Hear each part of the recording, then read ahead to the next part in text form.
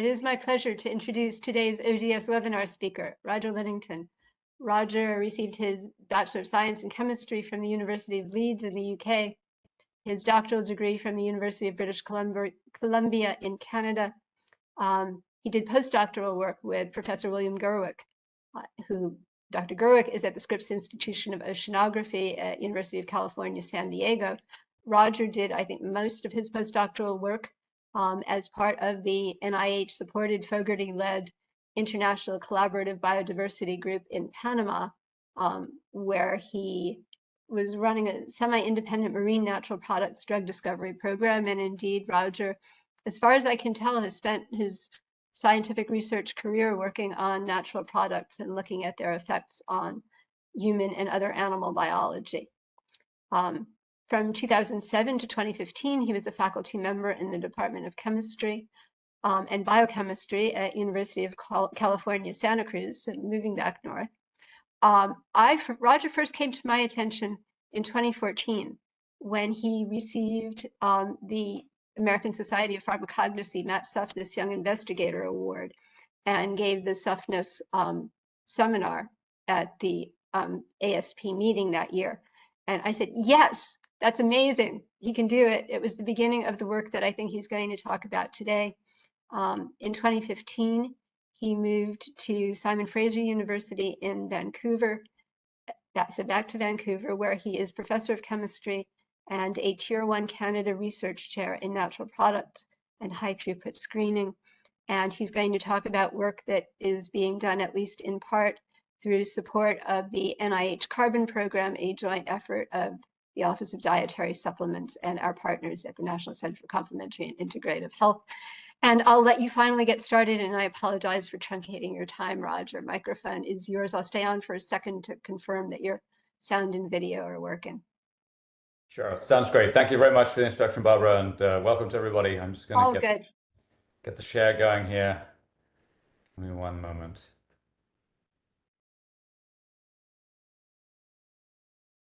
You can see it. Looks good. See that okay? Okay, well, I'm going to tell you this morning a little bit about a project which I'm involved with as part of a collaborative effort with other members of the HiFAM program, which I will describe in just a second.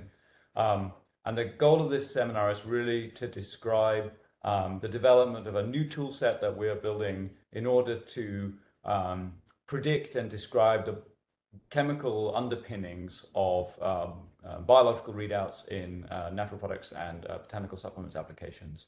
But before I get into the details, I thought it would be helpful to sort of put this in context and explain perhaps why I'm at the ODS seminar series in the first place and where my research program fits into that landscape. So as Barbara mentioned, one of the programs that ODS supports is the NIH Carbon Program. This is a joint initiative with the NCCIH. And this carbon program supports 3 botanical centers which study specific aspects of botanical science. The HiFAN Center, which I'll describe in just a second, and the NPMRD Center, which is a center dedicated to the development of databases for NMR data for natural products. So I'm a member of the HiFAN Center, and it's in that role that I'm here this morning. The HiFAN Center is led by John McMillan in UC Santa Cruz. HiFAN, the acronym, stands for the Center for High Throughput Functional Annotation of Natural Products. And so this is a 3-way collaboration between John as the lead PI, Nadia Chek at UNC Greensboro, and myself here at Simon Fraser University. And together our 3 labs are responsible for the development of next generation technologies in natural products and botanical science. So we're really keenly interested in the development of tools and strategies for describing the biologically relevant landscape of chemistry in these complex systems. And so HiFAN as a center is really charged with building tool sets which are of value for answering questions which matter to these communities, and doing so in an open format which makes those tools readily available to anyone who is interested in using them in their own application space. And so everything you'll see today is open source code. All the platforms are freely available to the external community. And so what I would like to do is sort of demonstrate some of the tools we built, what they can do, and how they might be applied in different arenas of science in this area. So I come traditionally from a natural products discovery background. And if one thinks about the sort of traditional cartoon view of how natural products discovery programs operate, they largely operate on the same general workflow. So most of these workflows start by making some collection of organisms, in this case maybe microorganisms, but they could be higher organisms as well, converting those to extract libraries which were arrayed in 384 well plates, and then assessing both the chemical constitution of those libraries using high throughput methods such as mass spectrometry or possibly NMR, and at the same time also assessing their biological function in one or more target systems. And so with both a sort of chemical profiling data set and a biological profiling data set in hand, one of the big challenges in this area then is to integrate the information from those two separate pieces of experimental data into one sort of view of the biologically relevant chemical landscape. And then one would like to use computational methods in order to select and prioritize molecules which are relevant for your target, and to identify those to the extent possible to eliminate known chemistry or nuisance compounds, things that aren't relevant to the assay system, and to spend one's time on the molecules which are really of most value for the application that you're interested in. In order to contribute to this effort over the last few years, we've developed quite a number of platforms. I'll describe these a little bit later on in a few slides' time. But these are a set of tools, each of which is designed to answer or solve some outstanding challenge in this general workflow. The one I'm going to focus on most keenly today is NP-Analyst here in the middle. And this is the tool which is involved in the integration step of integrating chemical and biological data sets. So together, we are starting to call this NP Suite, and one of our ongoing efforts is to try and string these together as one integrated pipeline. That's an ongoing effort in our labs at the moment, and to make this one sort of discovery platform. So although I describe these tools as relevant to natural products drug discovery, this isn't the only application space where these tools are relevant. So if instead of being interested in sort of classical drug discovery-based studies, one is interested in studying botanical supplements, for example, one might start with native plant materials collected in an appropriate place and convert that to a botanical supplement using any of a number of well-established methodologies for doing that. And if the goal of the study is to understand the molecular basis that underpins the function of that supplement, then really two steps are required. Again, one needs to think about analytical methods which will describe the chemical composition of that supplement, and also a study which will describe the biological effect of that supplement, maybe a behavior study in mice or some other study of choice that has a biological readout. And if you follow these steps, then the sort of obvious requirement once these two data sets are in hand then is also integration, and to relate biologically relevant chemistry to the phenotype you've observed. And from there, the other steps which follow suit. So really, although I'm going to describe some examples here which are very sort of natural products discovery focused, these same tools and methodologies are equally appropriate to studying function of botanical supplements, or indeed even food science and nutrition. So you could think about a scenario where your input is not extracts of plants, but rather foodstuffs, and the biological readout then would not be necessarily a rodent model, it might be a survey model or something like this.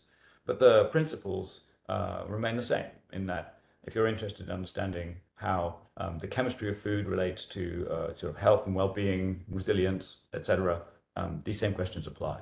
And so I would ask the audience to sort of keep that in mind as they follow along with the slides that follow. So if we look at NP Suite, as I said, I'm going to focus here on NP-Analyst. So this is a new tool we've only just released. So this was published earlier in 2022. And if we look under the hood at what NP-Analyst is really all about, so as I said, NP-Analyst is designed as a tool to enable data integration between chemical profiling methods and biological screening or biological profiling methods. And so if you consider the steps which are required to run an analysis in this NP-Analyst platform, the opening step is to acquire some input data. So you need some kind of chemical profiling strategy, and most commonly that's mass spectrometry. So this is really a mass spectrometry based platform at the moment. So you need to acquire mass spectrometry data on your set of samples, and then you need some biological evaluation. And we can talk a little bit more about what kinds of biological evaluations are appropriate in upcoming slides. This system is supported by an open web platform. So it's possible to upload those two data sets directly to our online platform. So you don't need any programming experience to run this platform. It's all available for you on the web. And once you upload the two raw data sets, the platform behind the scenes then performs some data validation, so both validating the data within each data type and also doing cross-validation to make sure that the information between the two data types is appropriate for integration. So for example, do you have the same sample names in the chemical data set and the biological data set? Some basic quality control checks like that. And then in the main analytical step then, we perform what we call compound activity mapping, and this scores all of the chemical features that are in the data set, and it ranks them according to their relevance for the biological phenotype or phenotypes that have been observed. And I'm going to explain in some detail how the platform does that in the upcoming slides. So then in the last stage, there are a set of online data visualization tools, and one hopes this leads then to bioactive compound discovery or results which enable better understanding of how chemistry drives biological phenotypes. So a number of features that are important about this platform is completely open source. So all the source code is available on GitHub. You can download everything for free. It's completely free to use for academic or industrial partners.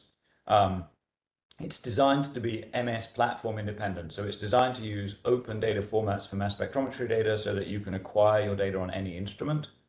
Importantly, it's also bioassay independent. So the bioassay data which you upload, the only requirement is that those data are in a tabulated form. So you need to put them in some kind of flat Excel table. And as long as you follow some very basic formatting rules, then pretty much any bioassay type is appropriate as a bioassay input for this platform. As I said, it includes an online system, but it also includes a local command line interface option. So if you don't want to put your data onto a web interface, or if you have very, very large data sets which are difficult to upload, you can run a local version on your local computer instead. And it's well supported. We have a support network here, and we keep an eye on the requests as they come in and try and help people if they run into problems. So how does compound activity mapping work, and what does this system actually do? Well, if you consider a set of samples, so this is a cartoon view. We're going to return to this cartoon view quite a lot in this seminar. So here we have an example of 9 different samples, and they've been screened in a bioassay which resulted in several different readouts. So this could either be a single assay with multiple readouts, it might be a gene expression assay, or it might be an image-based screening assay, or it could be a panel of different target organisms, perhaps a panel of different bacterial strains.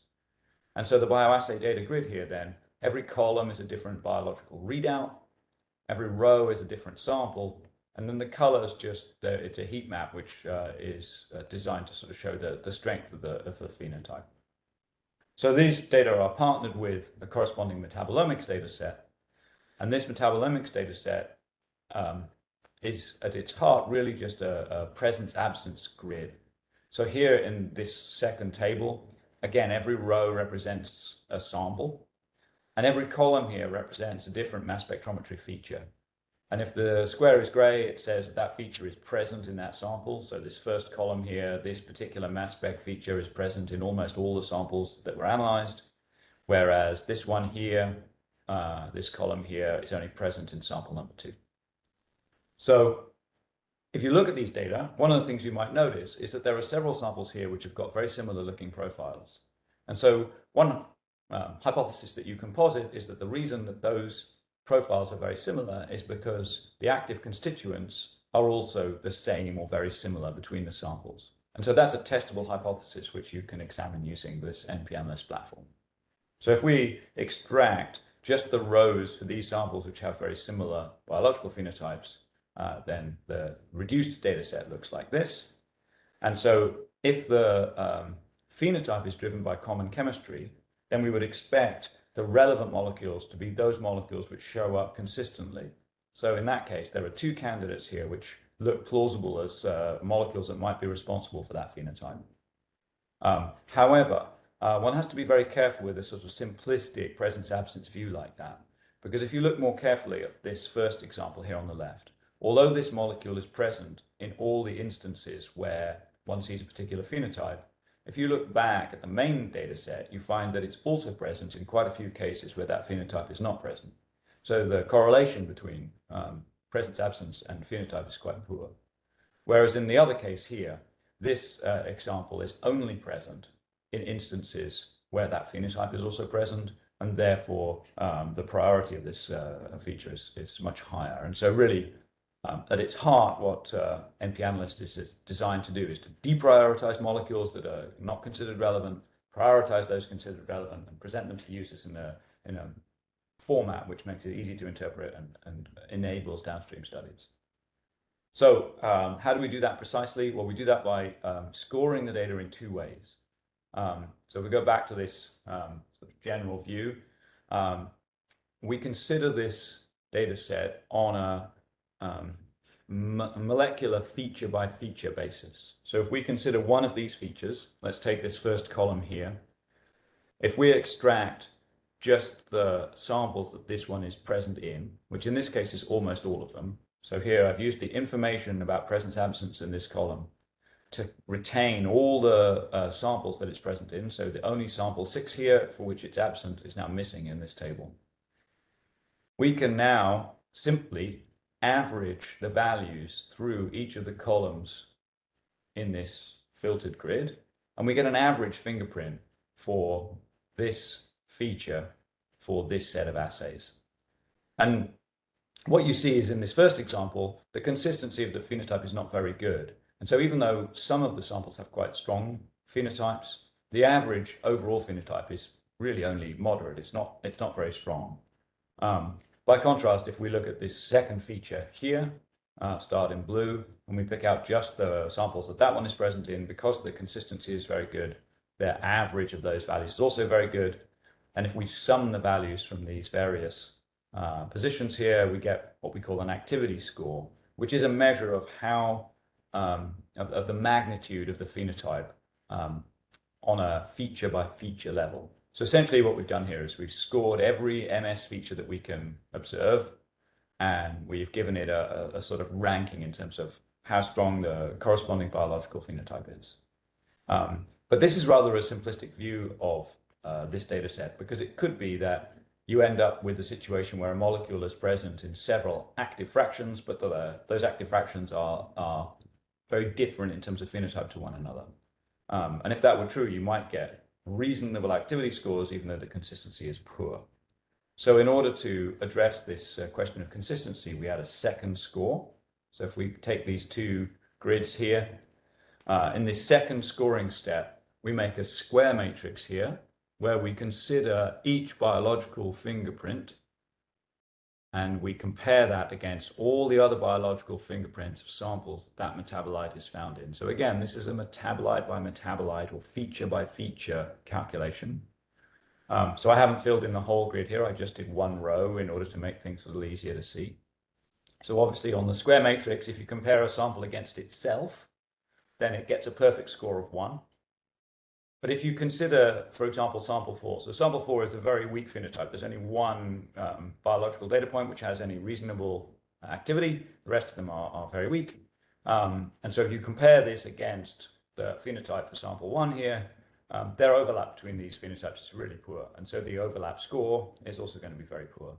And in general, in fact, sample 4 doesn't have very good comparison to any of the features except sample 5 here. So if you look here where sample 4 and sample 5 are compared, the score is quite high, but overall these scores are very low. By contrast, if you take our second feature or metabolite example where the biological fingerprint is very consistent, then if you look at all of these comparisons, you find that the values are very high, which makes sense. And so what we do in all these cases is we take all the values that are on the off diagonal. So this is a symmetrical square matrix, so we can take 1/2 of the off diagonal values.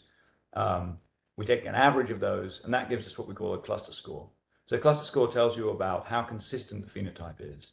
So now for every MS feature in the entire data set, even if there are tens or 50,000 features in there, every one of those features gets both an activity score that tells you about the magnitude of the phenotype and a cluster score that tells you about the consistency of the phenotype.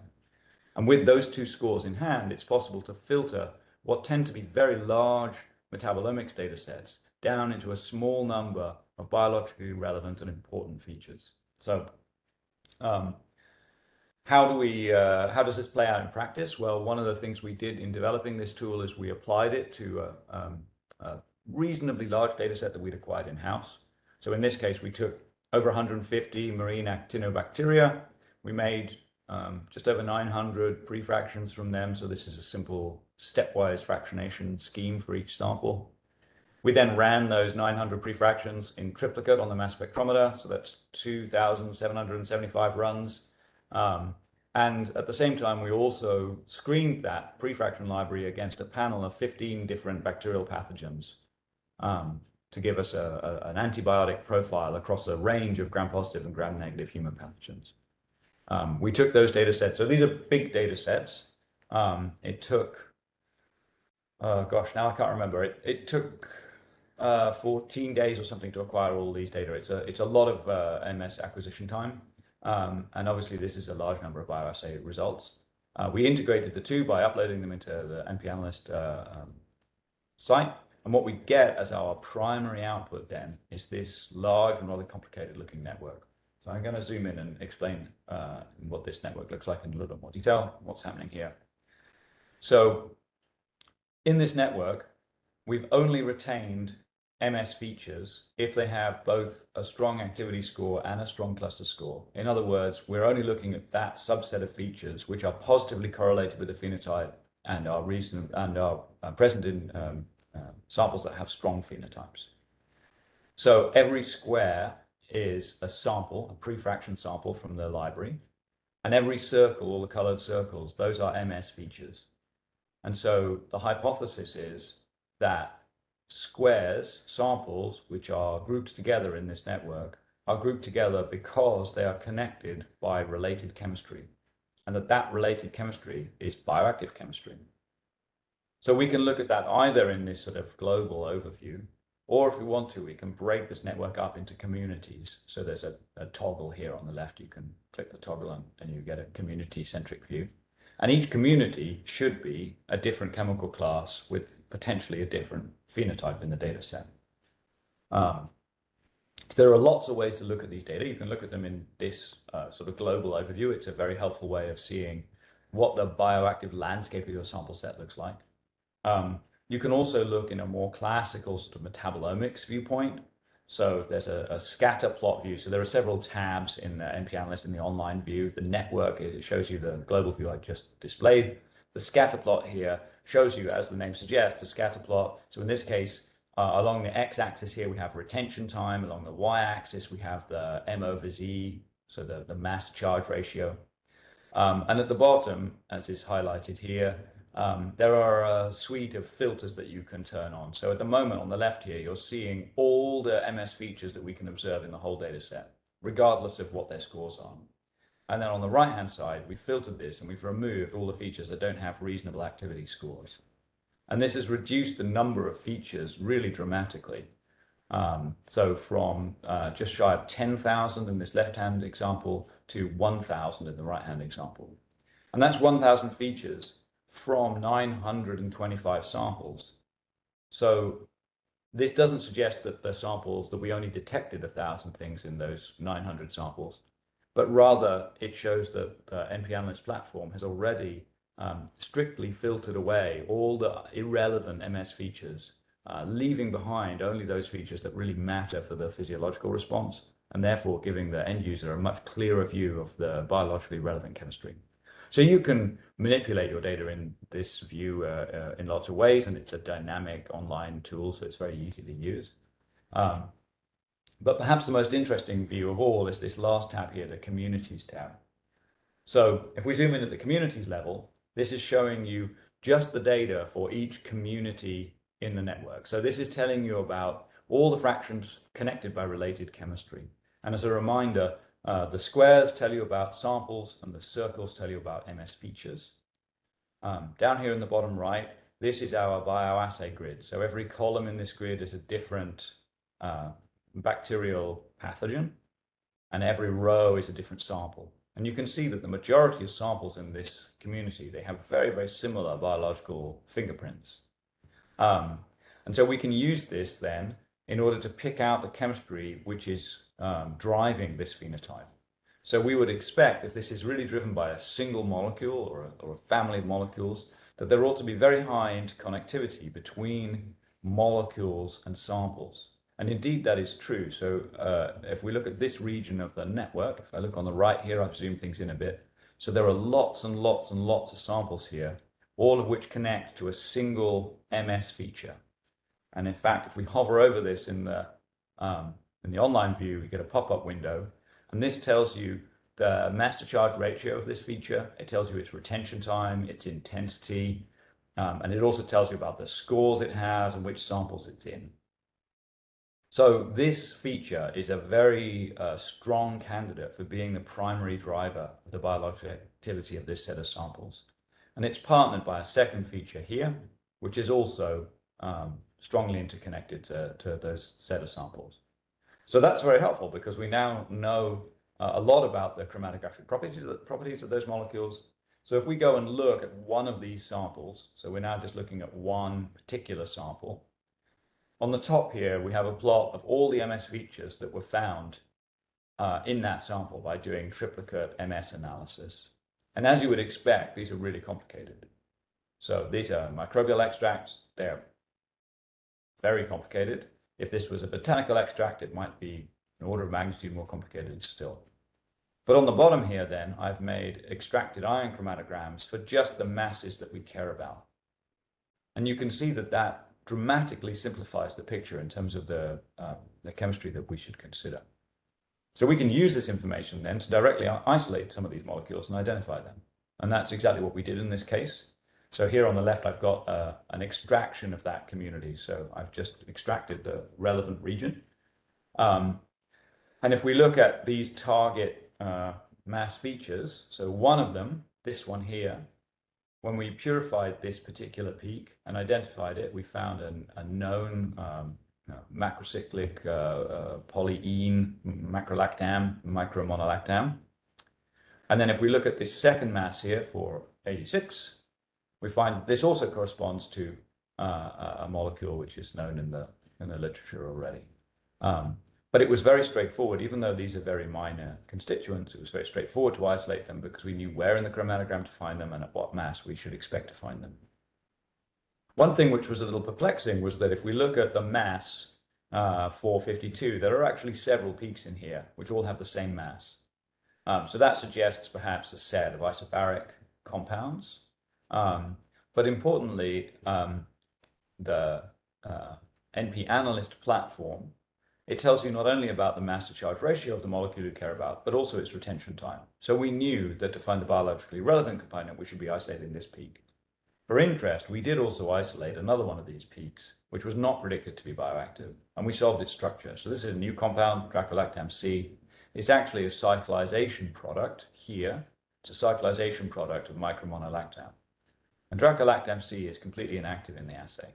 So even though this compound, compound 3 and compound 1 are isobaric, they have the same formula, the system is correctly able to determine which of them is relevant to the activity and which is not. So in the original example, we looked at several different communities and we examined the bioactive chemistry and purified and identified molecules in several of those cases. And sort of demonstrated that this platform is successful at prioritizing and highlighting the biologically relevant chemistry in this example space. One of the things that's a bit complicated about this, so in the example I've shown you, we really had only one MS feature that was connected to each of the molecules that were in the sample set. But that was really by chance in these cases. So if we look at community 15 down here, community 15 had two molecules that were the primary drivers of activity, but there were lots and lots of red circles here. There are lots and lots of MS features in here. And that's because in mass spectrometric analysis, one molecule can often result in the production of lots of different MS features. So you can have different adducts, you can have different charge states, you can have different fragments, and so on. And so this complicates the picture from the MS perspective quite a lot. And it can make the data somewhat difficult to interpret. And it certainly leads to an overestimation of how many molecules are present in any sample set. So I've told you a little bit about NP-Analyst here. What I would like to do now is tell you very briefly about another tool we've been developing called MS2Analyte, which deals with this data processing step. So this tool is not yet publicly available. It's under development. Aim is to release it in the latter part of this year. And its goal here then is to address this issue of metabolomics data sets being sets of features for molecules, and to try and reduce those data to a sort of molecule-centric view of the data set. In other words, can we use this new piece of software in order to correctly describe the chemical composition of those mixtures, rather than just describing those mixtures in terms of MS peak lists? So if we think about a typical mass spectrum, if you look at any scan from any chromatographic run in any mass spectrum, it's going to look something like this. And there'll be a sort of forest of MS peaks, which is pretty typical. If we knew already where those came from, we might be able to color code them. And if we did that, we might find that actually, several of these peaks derive from the same molecule, and they're just different features of the same molecule. And so it would be really nice if we could deconvolute that information, because we might find that actually this very, very complicated spectrum is really derived of only a handful of molecules, in this case just 4. And obviously you can imagine that NP-Analyst and other tools which are integrating other data types are much more likely to succeed if we can correctly and accurately simplify the mass spectrometry data to a molecule-centric perspective. That's what we've aimed to do here. So MS2Analyte is, as I said, it's a new data processing pipeline. It's designed to be open access, to be compatible with all of the major vendors. So we're trying to resolve this issue of vendor-specific problems and difficulties processing data from different vendor types. And also to handle most of the major modalities of the data acquisition. So for those, I'd be happy to talk afterwards to those who are interested in mass spectrometry, but the system is designed to handle both I-mobility and non-I-mobility data sets, and to do so with either DDA or DIA mass fragmentation strategies. So what the platform does is it will build a sort of analyte-centric view of the data sets. It will try and identify all the sort of molecules that are present in any one sample. We'll do replicate comparison in order to compare analytes between samples. It'll do what we call basketing, which is really peak alignment between samples, so you can compare features across very large sample sets. You can do blank subtraction, and you can build consensus spectra for identification purposes and things like this. Again, it's supported by a graphical user interface. In this case, it's a desktop tool rather than an online tool. So we can zoom in here a little bit. So if we run 3 replicates of the same sample, then you get a visualization like this. So on the top are the plots show a mass to charge ratio on the x-axis and signal intensity on the y. And then the bottom set, here we have retention time, retention time on the x-axis, and again, intensity on the y-axis. So the system, if you run blank samples, you can subtract your blanks by using internal tools. So if we do that, you can see if we subtract the blanks, the chromatogram gets much simpler. I can go back and forth here. So if we put the blanks back in, you can see there are quite a lot of additional signals, but we know that they're not actually relevant to the sample itself, so we can eliminate those. And then we can also look at particular features. So you can click on any particular feature and you can see both the MS raw data that went into building that feature. You can look at the chromatographic peak shape down here. You can look at the consensus MS1 spectrum, and you can also look at the consensus MS2 spectrum. So you can look in quite fine detail at the data that goes with each analyte. And in fact, I've got a little movie here. Let's see if we can make this run. So you can click on a particular analyte, and then if you want to, you can follow this toggle box. You can look at all, lots of analytes that are in your sample. You can also compare these analytes across samples. So you can build clear grids that tell you, really, like we talked about at the beginning, this presence-absence view of the data across the whole data set. So you can imagine that that's quite helpful, because that would simplify this network view quite substantially. It would reduce the redundancy of features in these networks. It will make them simpler and easier to interpret. Might give a lot of other opportunities for identification and cross-comparison to other data sets that you have in-house. But there are a couple of challenges, and there are a couple of things which I mentioned in the title of this talk which haven't really yet been addressed. And one of those is interactions between compounds in complex mixtures. So I'm going to talk a little bit about that now. I'm just going to check the time. I think I've just enough time to tell you about this. So, Roger, we can run over a little bit if you have the time. Our captioner can, and James can, and I can. Thank you. Let's see how we go. I'll do my best to be done at the hour here. Okay, so you can imagine a scenario here where if you have a synergistic relationship between two compounds, that your screening data, so what I've done here is really simplified the cartoon view of the screening data. So now we're considering only cases where either only compound A is present, or only compound B is present, or compounds A and B are present together.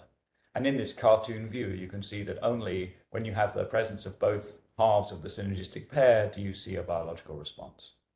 And so the problem with the NP-Analyst platform as currently developed is that if you consider presence of compound A or presence of compound B, what you would find is that you get only moderate activity scores because the activity of these samples is diluted by the compound B presence in a bunch of inactive samples. And the cluster scores, the consistency of the phenotype, that's going to be very, very weak indeed. And what you'd really like is to have some kind of cross term, which also considers only cases where A and B are there together. And in those cases, you would expect strong scores in both, and that would really highlight that as an important feature.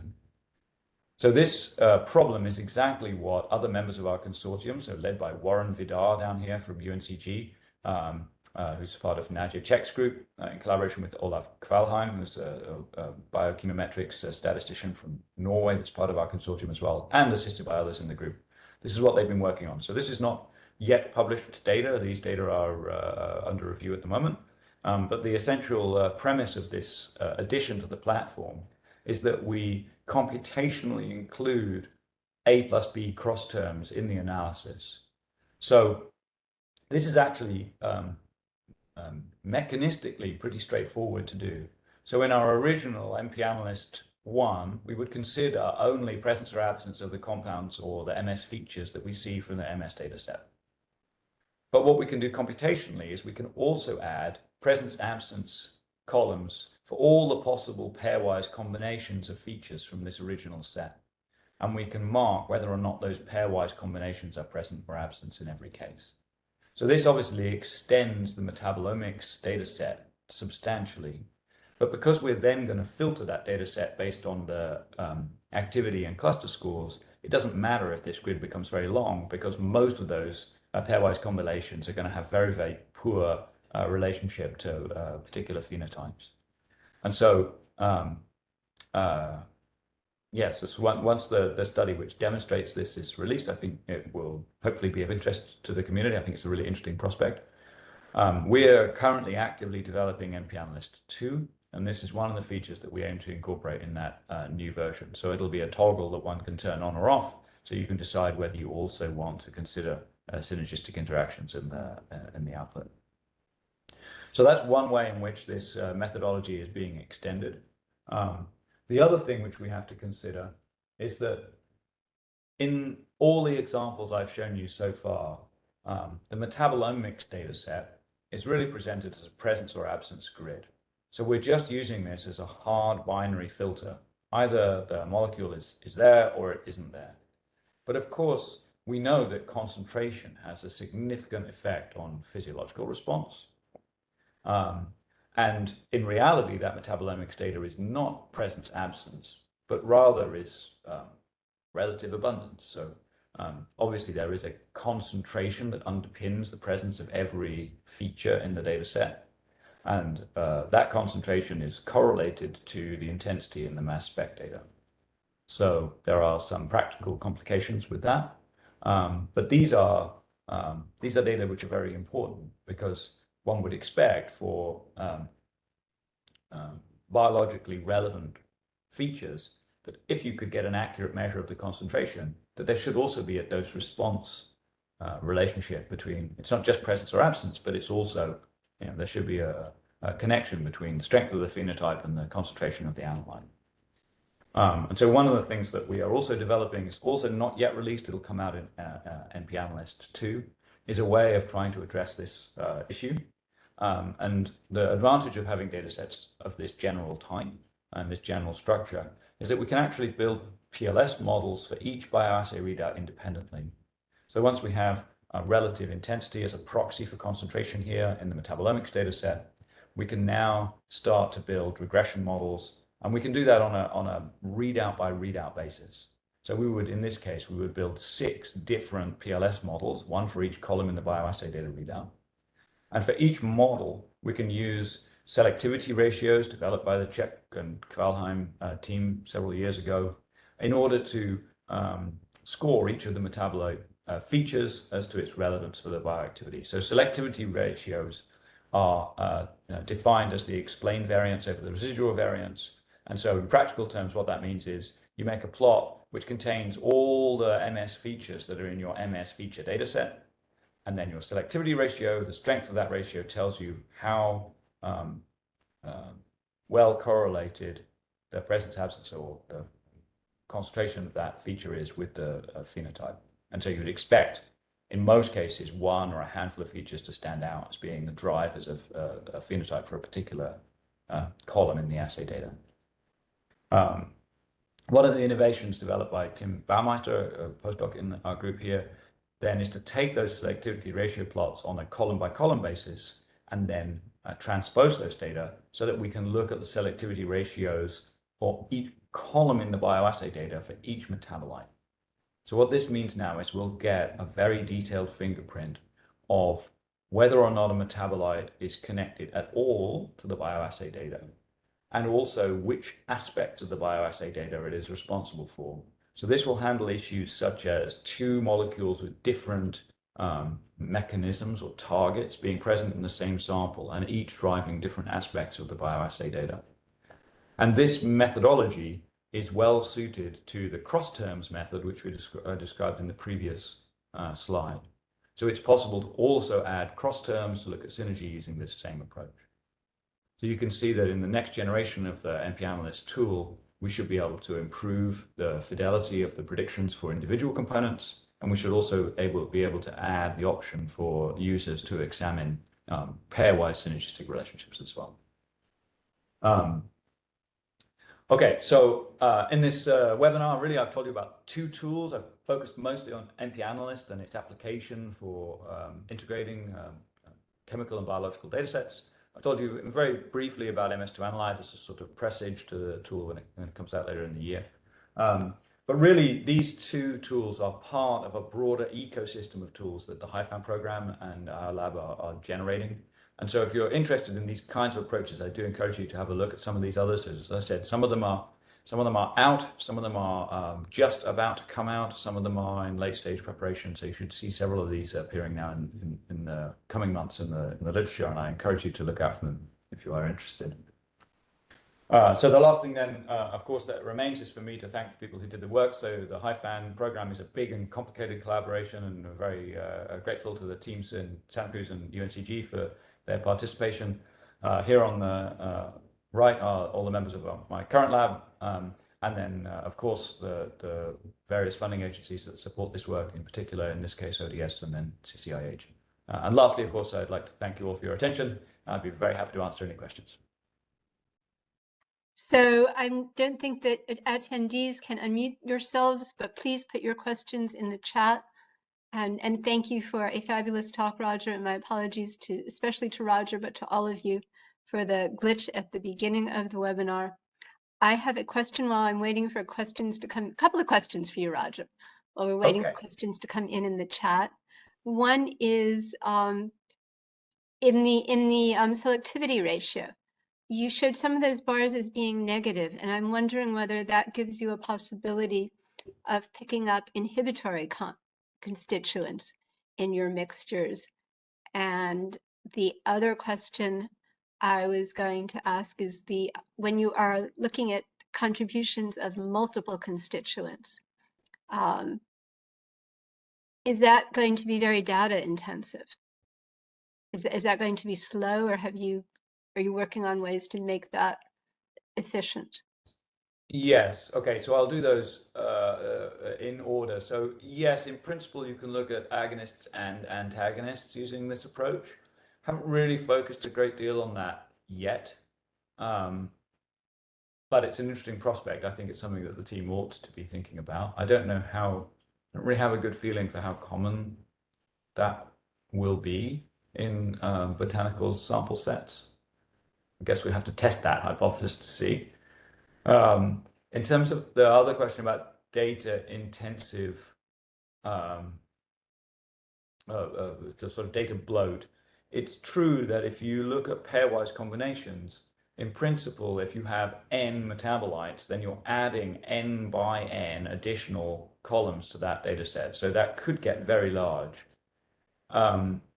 But it's also true that not every possible pairwise combination is actually present. So if you have 1,000 features spread across 100 samples, let's say, you actually only care about the pairwise features you find in a particular sample. So what that means is, although 1,000 features would give you 1,000,000 extra columns in principle, most of those columns would be empty because most of those pairwise combinations never appear. So that helps to reduce the number of computations you have to do. But the other thing to consider is that most of these computations are fast and they're pretty easy to do and they're pretty easy to parallelize. And so it doesn't really matter if the number of things to consider gets quite large, because if the scoring method is robust, then most of those should be eliminated again as soon as you add the scores. So what we haven't done is situations that are more complicated than pairwise, because then the number of features really does get enormous. I mean, this is a power law problem, and you end up with enormous numbers of calculations to do, and that's unreasonable.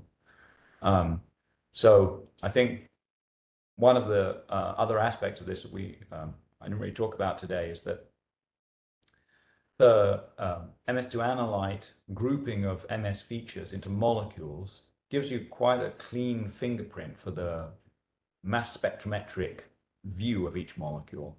And that gives you an opportunity to identify related molecules and put them together into compound families.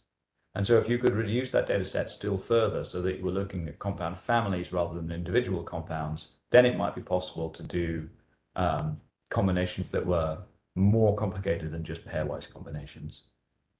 So that's something to think about. We haven't done that yet.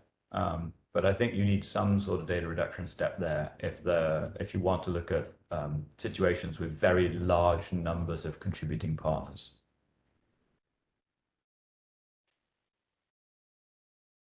Fabulous. And I'm not sure whether attendees are able to put questions in the chat. Perhaps that's why I'm not seeing any. I do want to let everyone know that we recorded this webinar, and with Roger's permission, we will make that available for sharing either on our website or on an on-request basis. So for those of you who missed the beginning of it, I would just add that I think Roger made very nicely the point that this is applicable to not just botanical extracts, but food botanicals and all kinds of outcomes, including potentially resilience relevant outcomes. So with that, not seeing any questions coming in. Let me just check whether people are having. Okay, I got a question by email for you. Okay. No, it's not for you. So with that, I want to thank you so much for your patience and for your time today and for the great work. That's my pleasure. It was a real treat. So yeah, very, very nice to have the opportunity, and very much enjoyed myself here. So thanks ever so much. Yes, just a great seminar. Thank you. So in the chat, not exactly a question, but chiming in with the thanks. So Right. Thank you and see you soon. Okay, lovely. Thank you very much. Thanks everybody for coming.